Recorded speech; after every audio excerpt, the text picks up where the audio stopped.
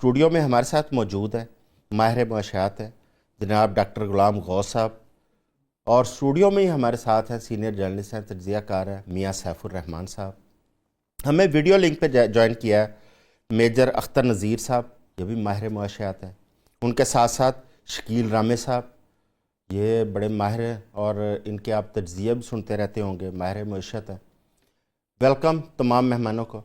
Doctor صاحب، ابھی آپ نے میرے انٹرو میں کچھ پوائنٹس میں نے بات کی ہے کہ ایک طرف حکومتوں کے اخراجات، ایک طرف ہماری معیشت۔ آپ کیا سمجھتے ہیں کہ پاکستان کی جو معیشت ہے وہ بجائے بہتری کے اس کے ڈکلائن کی سب سے بڑی وجہ کیا ہے؟ بہت شکریہ سر آپ کا شو میں بلانے کے لیے۔ بیسیکلی اس چیز کو ہمیں تھوڑا ڈیٹیل میں سمجھنا پڑے گا۔ پاکستان کا جو اگر ہم بجٹ کو دیکھیں جو ایئر ٹو ایئر پیش ہوتا ہے تو وہ سارے ڈیفیسٹ میں ہوتے ہیں۔ ابھی پاکستان کا جو 25-26 کا بجٹ ہے اس کی ٹوٹل ریونیو تھے 19 ٹریلین اور جو اس کے ایکسپینڈیچر تھے وہ تھے 25 ٹریلین۔ آپ اندازہ کریں کہ آپ نے 6 ٹریلین کا پہلے ہی ایک ڈیفیسٹ جنریٹ کر کے بجٹ بنایا۔ اب اس میں جو آپ نے 14 ٹریلین کا آپ نے وہ اس کے تھرو رکھا ہوا ہے، ٹیکس کے تھرو جو آپ کو کلیکٹ ہونے ہیں، اس میں سے آپ دیکھیں کبھی بھی لاسٹ ایئر بھی آپ کے ٹارگٹ نہیں پورے ہوئے، تو اگر وہ بھی میچ نہیں ہوتے تو 1 ٹریلین اور بڑھ جائے گا آپ کے لاس میں، پھر آپ اور لون لے لیں گے یا دوسری چیز۔ اب ایک چیز دیکھیں اس میں، اس 25 جو 19 آپ نے ارن کیا ہے نا، اس کا 3 ہیڈز ہیں صرف جس میں یہ ختم ہو جائے گا۔ فرسٹ ون 8.2 آپ نے دینے ہیں این ایف سی وارڈ میں ٹریلین، 8.2 ٹریلین آپ نے دے دینے ہیں ڈیٹ سروسنگ میں۔ یہ جو ڈیٹ کی ہم بات کر رہے ہیں اتنا یہ بڑھتا جا رہا ہے، اس کی ایک پرابلم یہ 8.2 ٹریلین وہ ہو گئے۔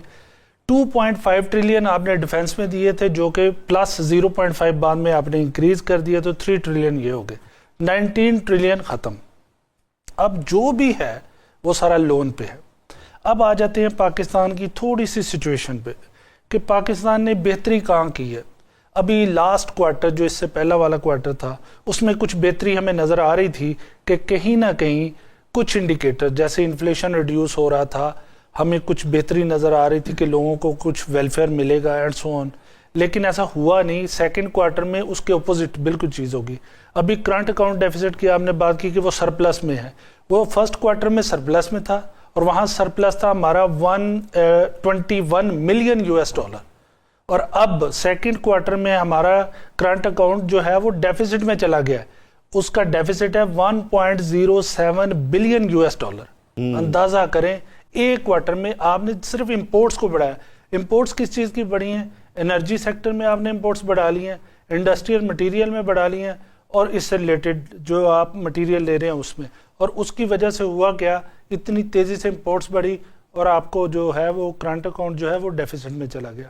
اب ایک اور چیز دیکھیں۔ اچھا ڈاکٹر صاحب، امپورٹ اگر بڑھتی ہیں تو ہمیں تو اپنے انڈسٹریل اس کے لیے را مٹیریل وہ بھی امپورٹ کرنا پڑتا ہے، تو وہ تو مجبوری ہے۔ وہ تو کہہ رہے ہیں بالکل سر، ہم جب اس کو امپورٹ کرتے ہیں نا تو سر اس کا یہ ہے کہ آپ کی اس کے پیرلل ایکسپورٹس کتنی ہیں، کیونکہ ارننگ ڈالر میں تو ہمیں باہر سے ہماری ایکسپورٹس کم ہوئی ہیں۔ جی بالکل۔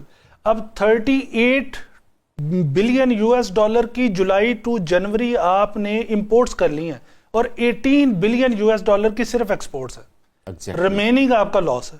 اب وہ کیسے پورا کرتے ہیں؟ جب یہ بالکل سال اینڈ پہ چلا جائے گا نا، آپ 24-25 کے جو بجٹ جو آپ نے ٹوٹل ایئر ہے اس کو اگر آپ دیکھیں تو وہاں پہ آپ نے 58 بلین $، کی امپورٹس کی ہیں اور 32 بلین $، کی ایکسپورٹس ہیں۔ ریمیننگ جو 26 بلین $، ہے وہ آپ نے ریمیٹنسز سے پورا کیا ہے جو بیرون ملک سے لوگ ہمیں بھیج رہے ہیں۔ ٹھیک ہو گیا۔ یہ چیزیں تھوڑی سی اب ری ایڈجسٹمنٹ مانگتی ہیں۔ کل ایک خبر آئی ایک اخبار کے اندر کہ 125 کمپنیاں وہ پاکستان چھوڑ کے جا چکی ہیں، ملٹی نیشنلز۔ یہ اتنی تیزی سے جو ڈرین ہو رہا ہے اس کی وجہ کیا یہ ہے کہ ہم ان کو کچھ سازگار ماحول نہیں دے پا رہے پاکستان میں، جس کی وجہ سے؟ سر پاکستان میں نا 3 طرح کی انسٹیبلٹیز ہیں۔ ایک جو ابھی پہلے ہم ذکر کر رہے تھے کہ پولیٹیکل پالیسیز کنٹینیوس نہیں رہتی، تو یہ سب سے بڑا پرابلم ہے جسے ہم پولیٹیکل انسٹیبلٹی کہتے ہیں۔ پاکستان جب سے بنا ہے اور آج تک کبھی بھی پولیٹیکل سسٹم سٹیبل نہیں ہوا، گورنمنٹس 2008 کے بعد بھی چلتی رہی ہیں, ڈیموکریسی جو کہتے ہیں نا بائی نیم ڈیموکریسی رہی ہے, لیکن اس کے اندر بھی بہت فلکچویشنز آئی ہیں اور ابھی تک وہ فلکچویشنز ہم دیکھ رہے ہیں. اب آ جائیں اس کے بعد ایک ہوتی ہے سیکیورٹی انسٹیبلٹی اور ایک ہے ہمارے پاس جو اکنامک انسٹیبلٹی. یہ تینوں انسٹیبلٹیز ہمارے پاکستان میں موجود ہے. اب اس طرح کے انوائرمنٹ میں جب آپ کو پتہ چل رہا ہو ایک دن آپ کی اسٹاک مارکیٹ بہت اوپر جا رہی ہے, اگلے دن والیٹائل ہو رہی ہے. اب فرنٹیئر اسٹاک مارکیٹس میں ہماری اسٹاک مارکیٹ آتی ہے. تو اس طرح کی جب سچویشنز کریٹ ہوتی ہیں نا, تو اس کی وجہ سے بہت ساری ملٹی نیشنل کمپنیز جو ڈائریکٹلی یا تو اسٹاک مارکیٹ میں انویسٹ کر رہی ہوتی ہیں یا آپ کے کسی اور سیکٹر میں, تو وہ ان کو رسک بہت ہائی ملتا ہے. دو طرح کی چیزیں بہت ہونا ضروری ہے. ایک, آپ کے ڈیموکریٹک سسٹم کا سٹیبل ہونا انتہائی ضروری ہے آپ کی اکانومی کے لیے. میں آپ کو اس کی ایک ایگزامپل دے دیتا ہوں. لیکن پولیٹیشین اس سے اختلاف کرتے ہیں, وہ کہتے ہیں کہ نہیں یہ پولیٹیکل انسٹیبلٹی کا کوئی تعلق نہیں ہے اکنامک. ٹھیک ہے, ہم 2019 میں یو کے کی گورنمنٹ کا ایک کیس اسٹڈی پڑھ لیتے ہیں.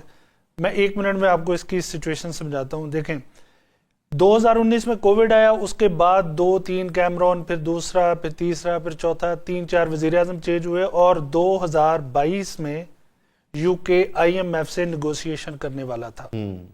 آپ اندازہ کر لیں ایک ایسی اکانومی جس نے آدھی دنیا پہ راج کیا, وہ لون کے لیے نیگوشیشن کرنے والے تھے اور ابھی تک سٹیبل نہیں ہوئے. اس کی وجہ, جب آپ پولیٹیکلی سٹیبل نہیں ہوتے آپ کی پالیسیز میں کنٹینیوٹی نہیں ہوتی. کنٹینیوٹی نہیں ہوگی تو اس کا کوئی بھی امپلیمنٹیشن نہیں ہوگی. ورک بنائیں ہیں, پیج بھریں, پالیسیز بنائیں, ٹھپ ہو جائیں گے, اگلا آئے گا وہ اپنی پالیسیز بنائے گا, وہ ورک نہیں کرے گا. ابھی بھی آپ سچویشن دیکھیں پاکستان میں, ہم بات کر رہے ہیں کہ پاورٹی دیکھیں, اگر ہم lower middle income world bank کی جو کسوٹی ہے جسے ہم پاورٹی لائن کہتے ہیں $4.2 یعنی پاکستان کے 1167 روپے آج کے پر ڈے کے حساب سے, یعنی اراؤنڈ 1150 روپے اگر کوئی بندہ کما رہا ہو تو ہم اسے کہیں گے کہ یہ پاورٹی لائن پہ ہے. تو ورلڈ بینک کے مطابق اس میں پاکستان کی 45% population below the poverty line ہے. 45%. یس. اور اگر ہم نیشنل فگر دیکھیں, یہ فرسٹ کوارٹر میں یا اس سے پچھلے میں یہ 22% تھا, نو اٹس 25%. اور کل ڈاکٹر شفاق ایچ خان نے اپنے ایک انٹرویو میں کہا اٹس اراؤنڈ 27%. تو آپ اندازہ کر سکتے ہیں کہ پاورٹی کا کس طرح مطلب تیزی. دوسری بات, انفلیشن بڑھنا شروع ہو گیا. انفلیشن آپ کے پاس 37 تھا 2023 میں, پھر آپ نے ریڈیوس کیا, ویل ڈن, بہت اچھی بات تھی.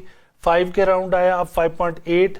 آپ کا SPI سینسٹیو پرائس انڈیکس جو ہماری بیسک نیسیسٹیز پہ ڈیولپ ہوتا ہے, اس کی ویک ٹو ویک گروتھ اس ٹائم 1.16% ہے. اندازہ کریں. اور آپ کا CPI ایک کوارٹر سے دوسرے کوارٹر میں 0.4 گروتھ